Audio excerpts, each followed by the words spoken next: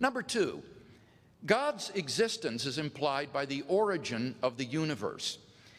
The atheist could try to escape the argument I just gave by saying that the universe exists necessarily by its own nature.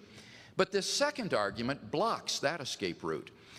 For anything that exists necessarily must exist eternally. Think about it. If a thing came into existence or ceased to exist, then we know that its non-existence is possible. That is to say, it doesn't exist necessarily. In one of the most startling developments of modern science, we now have pretty strong evidence that the universe is not eternal in the past, but had an absolute beginning about 13 billion years ago in a cataclysmic event known as the Big Bang. What makes the Big Bang so startling is that it represents the origin of the universe from literally nothing. For all matter and energy, even physical space and time themselves, came into being at the Big Bang.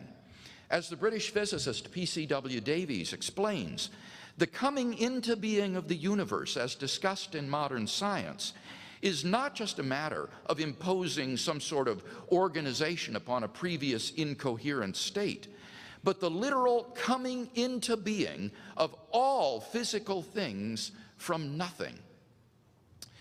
This description holds not only for the standard Big Bang model, but also for quantum gravity models, like that of the famous physicist Stephen Hawking. Hence, Hawking reports in his book, The Nature of Space and Time, almost everyone now believes that the universe and time itself had a beginning at the Big Bang. Not only does this imply that the universe is not necessary in its existence, but it also raises the inevitable question, why? Why did the universe come into being 13 billion years ago? What brought the universe into existence? Well, unless you're willing to say that the universe just popped into being uncaused out of absolutely nothing, there must be a transcendent cause beyond space and time which created the universe. Thus, from one, everything that comes into being has a cause, and two, the universe came into being, it follows logically that three, therefore, the universe has a cause. Now, as the cause of space and time, this being must be a timeless, spaceless, immaterial being of unfathomable power. Moreover, it must be personal as well. We've already seen one reason why this cause must be personal. Let me give another. How else could a timeless cause give rise to a temporal effect like the universe?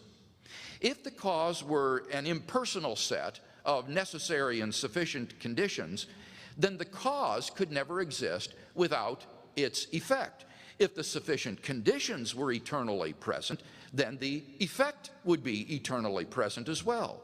The only way for the cause to be timeless and the effect to begin in time is for the cause to be a personal agent who freely chooses to create an effect in time without any prior determining conditions. And thus we are brought not merely to a transcendent cause of the universe, but to its personal creator.